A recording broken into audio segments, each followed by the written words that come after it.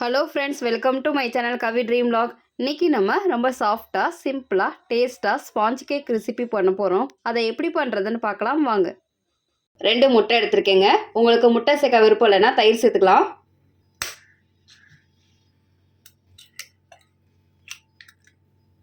முட்டையை இப்போ பிளெண்ட் பண்ணிக்கலாங்க. பிளெண்டர் வச்சு பண்ணணும்னு அவசியம் இல்லை, விஸ்க் வச்சு கூட பண்ணிக்கலாம்.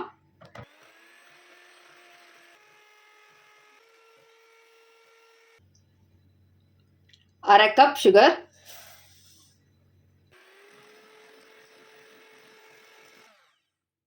Pinch of salt, 3/4 cup maida மாவு, எண்ணெய் 1/4 கப்.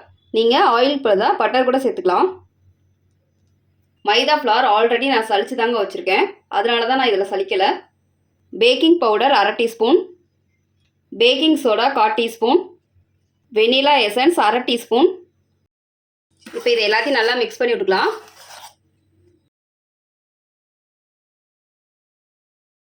ரெண்டு table spoon milk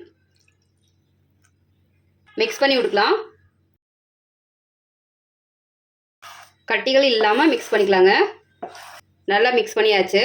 cake batter ready ஆயிடுச்சுங்க. நான் வந்து இன்றைக்கி ஓவல் ஷேப் கேக் மோல்டு எடுத்திருக்கேங்க.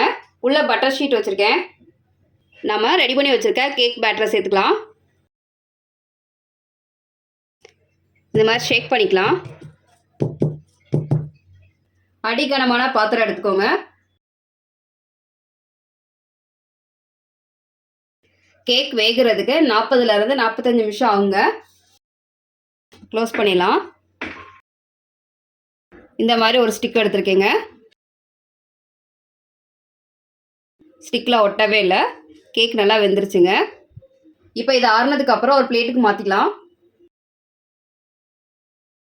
கேக்கை ஒரு பிளேட்டுக்கு மாற்றிக்கலாம்.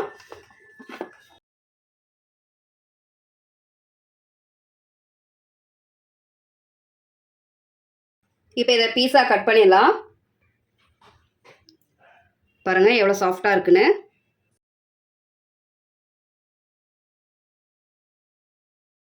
பாருங்கள் கேக் எவ்வளோ சாஃப்டாக இருக்குன்னு. ரொம்ப டேஸ்டியாக சாஃப்டாக நம்மளோட ஸ்பாஞ்ச் கேக் வந்து சூப்பராக ரெடி ஆயிடுச்சுங்க. இதே மாதிரி நீங்களும் உங்கள் வீட்டில் செஞ்சு பாருங்கள். இந்த வீடியோ உங்களுக்கு பிடிச்சிருந்தா லைக் பண்ணுங்கள், ஷேர் பண்ணுங்கள், மறக்காமல் சப்ஸ்கிரைப் பண்ணுங்கள்.